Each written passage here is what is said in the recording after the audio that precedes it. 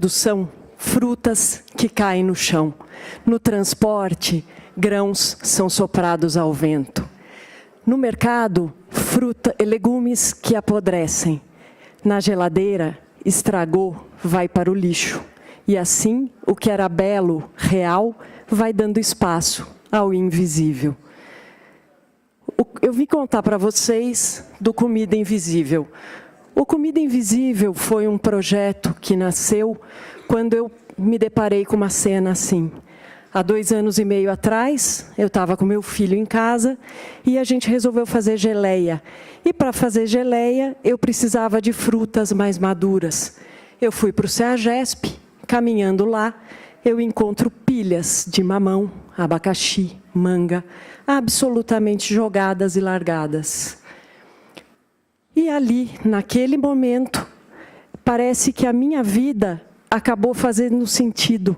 Eu acabei entendendo todo esse meu percurso, que um pouquinho foi dito aqui, a partir dessa cena. Quando eu era pequena, eu era uma menina super tímida, e eu era muito sonhadora, eu sonhava em ser astronauta, adorava as estrelas. Lá no quintal da minha avó, na jabuticabeira e olhando para as ervas, eu comecei a perceber e a dar muito valor para a natureza. Na adolescência, eu descobri as causas sociais. Eu, desde muito pequena, participava de um albergue noturno, eu recebia as pessoas ali, ali eu tomava sopa com eles, eu entendi o que era a vulnerabilidade social. Também estudei Braille e escrevi vários livros em Braille, entendendo a percepção, que a percepção não necessariamente está só no olhar. E quando você não tem um sentido, você acaba, sim, ampliando vários outros. E isso faz muita diferença na vida. Quando um pouco mais velha, eu fiquei entre as leis e a estrela, que na verdade também são leis, são as leis do universo. Eu fui fazer física justamente por isso, mas percebi que era na lei dos homens que eu poderia transformar esse mundo. Migrei da física para o direito. Na física eu estudava astrofísica, estudava a quantidade de água que poderia ter em outros planetas, mas foi no direito que eu realmente vi uma possibilidade de transformação. Yoga e meditação sempre fizeram parte da minha vida, e o estudo da religiosidade e da natureza. Mas, voltando, eu comecei a perceber que esses binômios de certo e errado, de próprio e impróprio, de bonito e de feio, quando a gente olha para a natureza e quando a gente está no nosso natural, eles são relativos. Salvo raríssimas exceções, não existe algo que é super errado ou é super certo. E quando eu vi aqueles legumes, aquelas frutas ali no chão, eu comecei a olhar e falar, mas meu Deus, por que isso está aqui? E aí, a gente criou o Comida Invisível a partir desse olhar. O Comida Invisível, ele é uma empresa social que ele atua na educação e conscientização do combate ao desperdício de alimentos. Obviamente, a gente não faz nada sozinho. Para criar o Comida Invisível, eu tenho 2 outros sócios, que são o Sérgio e a Flávia, que estão aí nessa foto. E também temos milhões de anjos que dão asas ao Comida Invisível. Anjos, muitas vezes invisíveis, mas que fazem toda a diferença no dia a dia das nossas ações, que potencializam a nossa causa, sendo nossos embaixadores e difundindo o nosso conteúdo nas redes. Depois eu vou falar um pouquinho mais deles. Mas voltando aqui para o mamão, quando a gente percebe essa questão do desperdício, a gente percebe que esse é um problema de escassez na abundância. Como o Brasil nunca passou por guerras, por desastres naturais, é muito normal a escassez. É muito normal a gente simplesmente jogar fora, simplesmente não dar atenção. O desperdício, ele é um problema do mundo inteiro, mas ele também é um problema de todo mundo. Cada um nessa sala desperdiça um pouquinho, e esses desperdícios pequenininhos vão gerando um grande problema mundial. O mundo todo desperdiça algo como 1,3 bilhões de toneladas de alimentos. Eu não tinha noção do que era isso e fui encher boings. Isso representa 30% de tudo que se produz é descartado sem nunca ter chegado na mesa de ninguém. Corresponde ao PIB da Suíça. Por ano a gente joga fora o correspondente ao PIB da Suíça. Enchendo boings, eu cheguei na quantidade de 9.300.000 boings lotados de alimentos bons e próprios, que um do ladinho do outro eles vão dar 17 voltas em volta da Terra. É muita coisa. No Brasil não é diferente. O Brasil desperdiça algo como 15 milhões de toneladas, e a gente tem 13 milhões de pessoas em situação de vulnerabilidade social.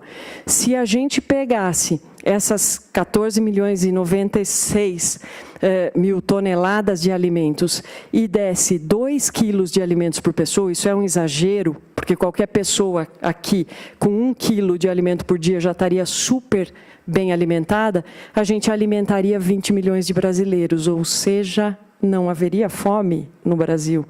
Mas óbvio que isso é uma questão que envolve outras coisas, logística e etc. A gente trabalha com 2 pilares, com educação e correto destino. A gente tem uma proposta de lei, um projeto de lei que a gente escreveu e está aqui tramitando na Câmara dos Vereadores em São Paulo. E o Comida Invisível, ele surge, então, a partir daí. E a gente já teve várias atuações, a gente atua em empresas, a gente atua em escolas, a gente atua em museus, sempre levando educação e conscientização no combate ao desperdício. No final do ano passado, só para vocês terem uma noção do que a gente está falando, aqui acho que vamos ter que pôr um play. Isso aqui é uma cena diária no CEAGESP, tá? Opa, voltando... Aqui, ó. É só dar um play aqui. Aqui, ó. Desculpa. Não, era o outro, era o anterior.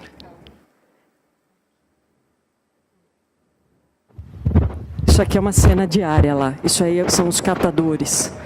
Eles olham as caçambas e buscam alimentos que foram descartados. Pensa nesses tomates. Será que eles estão tão ruins assim? E aqui é um pouco das nossas ações. O Comida Invisível, ele começa com essa ação. Pode dar o play. Isso é um trabalho coletivo. A gente pega alimentos do banco de alimentos que seriam descartados. A gente leva para a escola Vilma Covese, que nos cede o espaço. A cada saída dessa, a gente recupera meia tonelada de alimentos. Esse aqui a gente levou para a pracinha da Oscar Freire, para promover a educação e conscientização. O Dufel tocou para a gente ali. A gente sempre leva, tá? Isso é uma saída periódica. E a mesma quantidade de comidas que a gente prepara para levar a educação e conscientização e vender a custo simbólico, a gente também leva para fazer uma campanha de promover educação e distribuir numa comunidade. Aqui foi na Portelinha.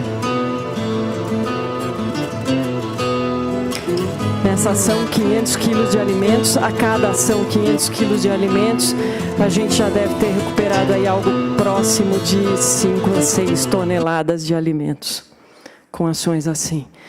E aí surge... Bom, a gente tem muitos apoiadores e muitos embaixadores que eles nos ajudam a capilarizar a causa, dando voz para o Comida Invisível.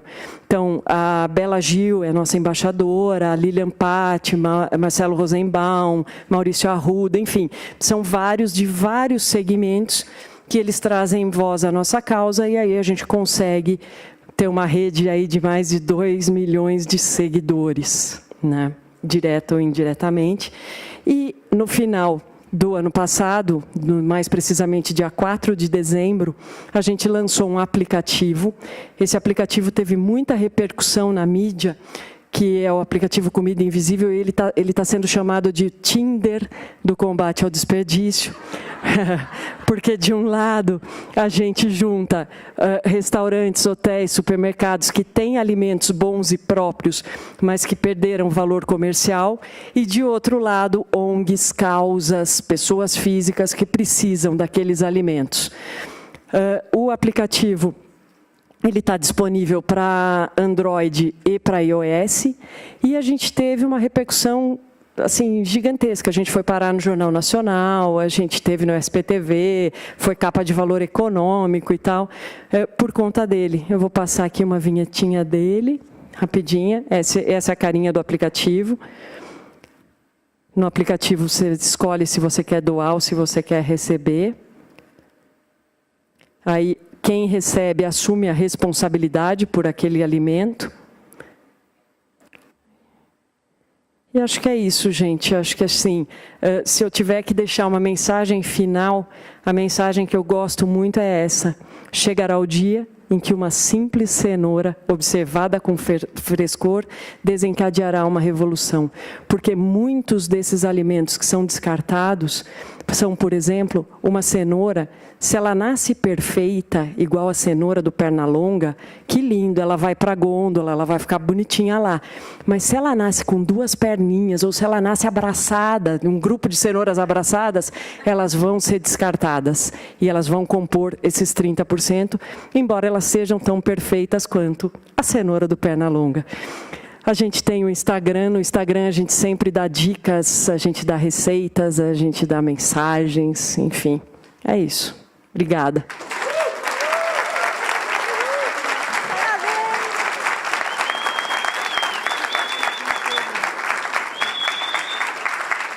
Demais, demais, demais, né? Quem vai perguntar? Ó, estamos com fila já. Segura aqui, ó, Dani. Vamos lá. Cadê? Vou jogar primeiro para você. Primeiro para você? Tá bom. Eu gostei, vou levar para mim. Todo mundo adora, né? Oi, Dani, boa tarde. Boa tarde. Eu tenho uma dúvida, estava até conversando com ele, é o seguinte, eu trabalho com produção de evento, e um dos meus projetos é exatamente levar isso para os buffets, porque eu faço casamento, e tem muito desperdício em casamento. Então, eu não sei se existe, a gente queria entender um pouquinho mais sobre a regulamentação com relação a isso, porque a comida que está lá sempre está 10% a mais. E o buffet não tem como levar aquilo de volta, ele joga fora. Então, eu queria entender como que a gente consegue fazer parte disso. O direito hoje, para mim, ele funciona assim, a gente quebra mito, sabe? E a gente tenta mudar aquelas coisas que, na verdade, são absurdas e que estão postas hoje. Então, se a gente for falar sobre isso bem rapidinho, tá? Direito à alimentação, ele veio para o mundo em 1948, no Pacto das Nações Unidas. No Brasil, ele só vira lei a partir de 2010, que a partir de uma emenda constitucional, ele é incluído na Constituição como um dos direitos e garantias fundamentais. Quando eu olho que ele está na Constituição como um direito fundamental, ele vai resvalar em dois conjuntos de norma. Um é a Lei Orgânica da Assistência Social, que ela fala que não é só o Estado que deve prover o mínimo para aquele vulnerável social, toda a sociedade tem responsabilidade em prover o mínimo. E quando eu vou para a legislação civil, a lei de responsabilidade civil, a gente tem que ler a lei de responsabilidade civil, que ela é objetiva, ou seja, ela responde independente de dolo ou de culpa, etc. Mas nesse caso de alimentos, existe ali um ressalvados os dispostos em legislação específica. Que legislação é essa? Para alimentos, a gente tem o Código de Defesa do Consumidor, tem toda a legislação sanitária e também tem a Política Nacional de Resíduos Sólidos. Quando eu vou para a legislação sanitária, aqui no estado de São Paulo, tem uma portaria da Anvisa que ela fala sobre doação. Ela fala, é permitido doar alimentos, só exclui aqueles restos dos pratos das pessoas, óbvio, né? Então, ela foi ultraliteral e, a partir daí, a gente vê que é possível. Lá em 1998, quando o SESC lançou o Mesa Brasil, ele fez um projeto de lei para tentar legislar, porque hoje a gente usa a responsabilidade civil geral da lei. Ele tentou legislar específico para garantir que a responsabilidade civil é subjetiva. Então, ele põe um projeto de lei chamado Bom Samaritano. Esse projeto fez aniversário agora de 20 anos. E todas as vezes que a gente vai aí, pessoal do jogo da política, olha que legal, todas as vezes que a gente vai conversar com o deputado sobre ele, o deputado fala assim, ah, que legal, desperdício de alimentos, vou propor o meu projeto. E aí a gente tem hoje 30 projetos de lei tramitando sobre a mesma coisa. Mas a questão mesmo é sair do medo, sabe? Porque assim, a mesma responsabilidade que eu tenho se eu vendo, eu tenho se eu dou. Agora, se eu preparei, seguindo todas as políticas de boas práticas, se eu cuidei desse alimento corretamente, não tem por que não doar. E na plataforma, no aplicativo, tanto o doador quanto quem vai receber esse alimento, ele passa por pelos highlights principais da política de boas práticas da Anvisa. E também tem o termo de assunção de responsabilidade. Então, assim, todo mundo fica ciente de como deve entregar e de como deve receber esse alimento e utilizar esse alimento. Muito obrigada. Obrigada, gente. Obrigada.